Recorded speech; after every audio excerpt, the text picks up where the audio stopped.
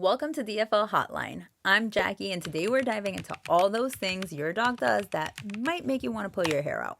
Like why your Border Collie stares at moving objects like they contain the secret of the universe, why your Beagle basically transforms into an opera singer whenever someone walks past your house, and why your Terrier is absolutely convinced that your garden is hiding some kind of buried treasure or something. But here's the thing. There's actually this mind-blowing connection between these doggy quirks and our own lives.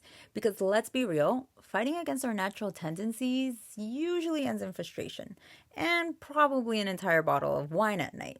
While working with who we actually are tends to make life, actually livable. Okay, let's jump into today's viewer's question.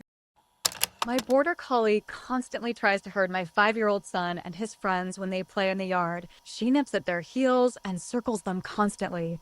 I've tried everything to stop this behavior, but nothing works. Is she just a bad dog? So I hear variations of this question all the time. When our dogs do things we find problematic, it's super easy to think that they're being difficult or disobedient, or that we've somehow failed at dog parenting 101. But there's actually something much deeper happening here. Your Border Collie isn't being stubborn or naughty. She's expressing what generations of selective breeding created her to do. Border Collies were specifically developed to herd livestock by circling, staring intensely, and using those little nips to guide animals exactly where they needed to go. These traits weren't random accidents. They were deliberately selected and refined through countless generations. So when your Border Collie tries to herd your children, she's not misbehaving. She's basically showing you her genetic resume. It's like, look, Mom, I'm doing the job I was literally designed to do. Now, where's my treat bonus? It would be like me asking Annie to stop retrieving things. That's not some random behavior she picked up. It's fundamentally woven into who she is at a genetic level. Or like asking me to stop buying throw pillows. It's just not going to happen, okay? So maybe the question isn't, how do I make my Border Collie stop being a Border Collie, but rather, how can I give her appropriate outlets for these natural herding instincts while keeping everyone safe and happy? See, that's a question we can actually solve without trying to reprogram thousands of years of genetic coding. Border Collies who get to express their herding instincts in appropriate ways through things like actual herding or dog sports or cleverly designed games are generally much happier and less likely to redirect those behaviors towards family members. It's like how I'm much less likely to reorganize my partner's sock drawer when I have my own design projects going on. At the end of the day, we all need appropriate outlets. This principle applies to every breed or mix out there. Each has genetic predispositions that shape their behavior, preferences, and needs. Fighting against these natural traits is essentially fighting against the dog's fundamental nature. It's exhausting and ultimately counterproductive. So let's zoom out a bit and look at how these genetic tendencies show up across different types of dogs. Because understanding your dog's ancestral purpose isn't just fun trivia. It's like having the user manual that didn't come with your dog. Dogs generally fall into several functional groups based on what they were bred to do. So herding dogs, like Border Collies or Australian Shepherds, were developed to control livestock movement. They're typically super intelligent, sometimes way too smart for their own good.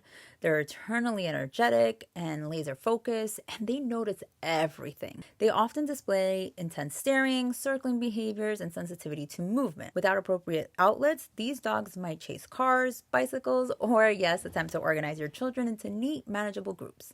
They're basically the project managers of the dog world, and everything must be in complete order. If your Border Collie could talk, they'd definitely be saying something like, per my previous email to you whenever you forgot something. Sporting dogs like retrievers, pointers, and spaniels were bred to help hunters find and retrieve game. They're generally very athletic and good-natured, and many have never met a body of water they didn't want to jump into or an object they didn't want to carry around in their mouth. Without proper outlets, these dogs might become obsessive about fetch games or chewing or redecorate your house in a style I like to call early American destruction. So your sofa cushions, they're not safe. Basically, nothing is safe. Everything is a fetch toy to them. Terriers, on the other hand, were designed to hunt and kill vermin. They're typically feisty, energetic, with a very intense prey drive and digging skills that would make an excavation crew jealous. So that adorable Jack Russell, he was created to fearlessly chase foxes into their underground dens. I mean, that's not a pet, that's a tiny predator in a cute package. Without appropriate outlets, terriers often redesign your garden layouts, chase small animals with the determination of tiny furry terminators, and generally approach life like they've had 8 espressos before breakfast. They don't have an off switch. At best, they have a pause button. Working dogs like huskies were bred for specific jobs like guarding, pulling sleds, or protection. These tend to be large, powerful, intelligent breeds with strong drives to perform their specific task and a work ethic that would make your boss jealous. When these instincts don't have proper channels, working dogs can become overly protective, escape artists worthy of Houdini, or develop other problematic behaviors because they're essentially bored out of their brilliant minds. A bored husky is basically a disaster with fur. They're not being bad, they're just unemployed and very upset about it. Most of our dogs today are wonderful mixes of these traits, especially our rescue pups with very diverse genetic backgrounds. The key is figuring out which instinctive drives are strongest in your individual dog. Regardless of what their DNA test says or what they look like, watch them. They're telling you exactly who they are if you pay attention. Here's where things get really interesting. I've spent years watching how fighting against the dog's natural tendencies creates frustrations for everyone involved. But it wasn't until I was struggling in my own life that I realized this principle applies pretty perfectly to us humans too. Many of us spend years fighting against our authentic nature, trying to fit into careers that don't align with our strengths, suppressing parts of our personality to please others, or forcing ourselves into social roles that drain rather than energize us. It's like trying to teach a fish to climb a tree and then wondering why it's having a rough time. Maybe because it's a fish. Society often sends the message that success means conforming to certain expectations, regardless of our natural inclinations. We're told to overcome our weaknesses rather than build on our innate strengths. We're all just basically dogs being asked to suppress our instincts, but with student loans. The parallel is pretty clear. Just as dogs thrive when their instincts have appropriate outlets, humans flourish when we honor our authentic nature instead of constantly swimming upstream, which is exhausting. So what does this look like in practical human terms? Well, if you're naturally analytical and detail-oriented like a focused Border Collie, you might struggle in roles requiring gut feel decisions without complete information. Finding ways to use your detail-oriented nature while developing some flexibility will serve you better than trying to become someone else entirely. You're the person who actually reads the instruction manual, and trust me, the world needs you. If you're naturally independent and self-directed like a confident terrier, or myself, environments with excessive micromanagement might trigger frustration and possibly a desire to bury your boss in the backyard. Finding ways to channel your autonomy productively will be more successful than trying to suppress it. It took me years to see these qualities as a strength instead of a weakness or being difficult. So don't waste the time I did fighting your nature. As for parents, rather than trying to mold a naturally artistic kid into a future engineer or forcing a physical hands-on learner to sit still for hours, look for ways to honor their authentic nature. A fish forced to climb a tree will always believe it's stupid, when it's actually a swimming genius in the wrong environment. The essential question becomes, how can I work with this natural tendency rather than fighting a losing battle against it? Because that battle, trust me, it's already lost. Just save yourself the trouble. Here are a few tips that may help you embrace your dog's natural tendencies. Start off by researching your dog's breed or mix to understand their genetic predispositions. Even with mixed breeds, you can usually observe which instinctive drives are strongest. Just watch them for a few minutes and they'll tell you everything. Then create appropriate outlets specifically designed for those natural tendencies. So for diggers, designated digging areas or digging boxes. Basically let them dig, just control where they dig. For herders, herding sports, flirt poles, or structured activities involving movement. They need to control something, so give them appropriate things to control. For retrievers, regular retrieving games are a must. I mean, fetch isn't just a game for these dogs, it's like the reason for living. For scent hounds, scent work and safari walks, where they get to follow their nose. I mean, their nose is their superpower, so let them use it. Finally, manage the environment to prevent inappropriate expression of instincts.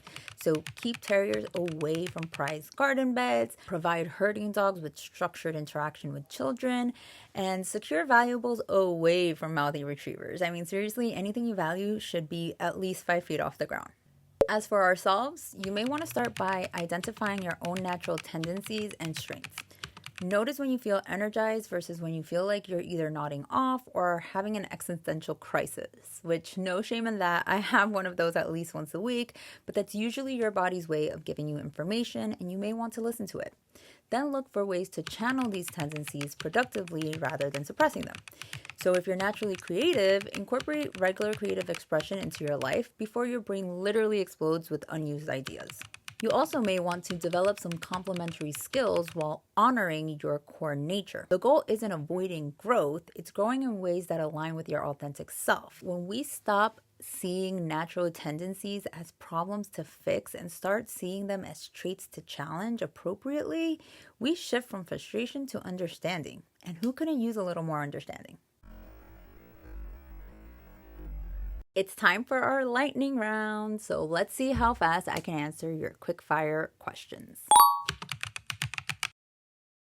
So Huskies were bred to run for miles pulling sleds. So this escape artist routine isn't disobedience, it's just their natural roaming instincts expressing themselves. Secure containment is essential, but equally important is providing plenty of exercise, training with long leads, and potentially activities like bike touring where they can run safely with you. Think of your husky less as a pet and more as an adventure partner with fur who thinks that fences are merely a suggestion. They're not being bad, they're just fulfilling their genetic destiny, which unfortunately includes making you look like a fool when they escape from your secure yard for the third time this week. Observation is key. I mean, we spoke about this already a little bit, but watch what activity your dogs naturally gravitates to. Do they circle moving objects? Then there's probably some herding ancestry there. Are they constantly sniffing and tracking? Hello, hound genes. Or do they intensely focus on small moving things? Likely there's some terrier in the mix. Just watch what your dog loves to do, because that's their instincts talking to you.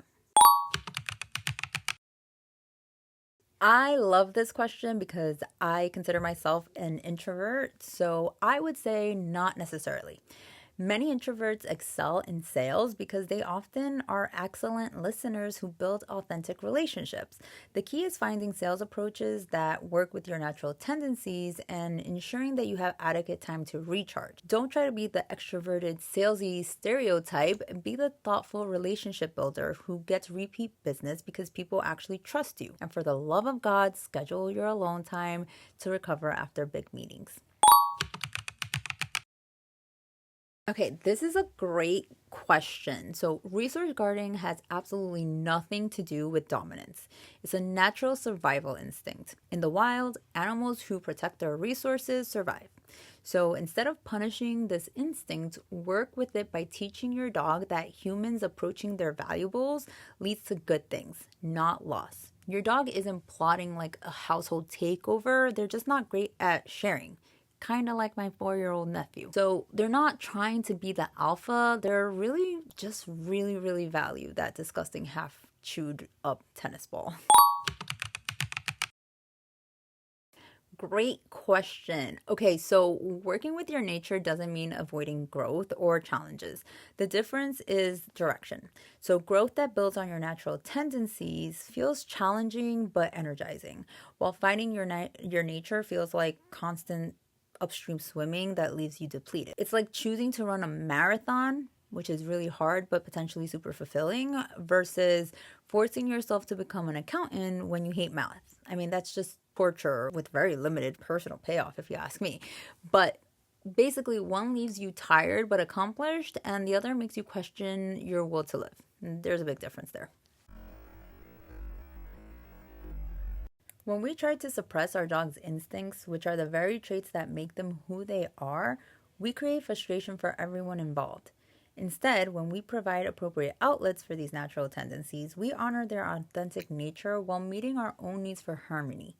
Reducing the amount of chewed up furniture, that's just an added bonus.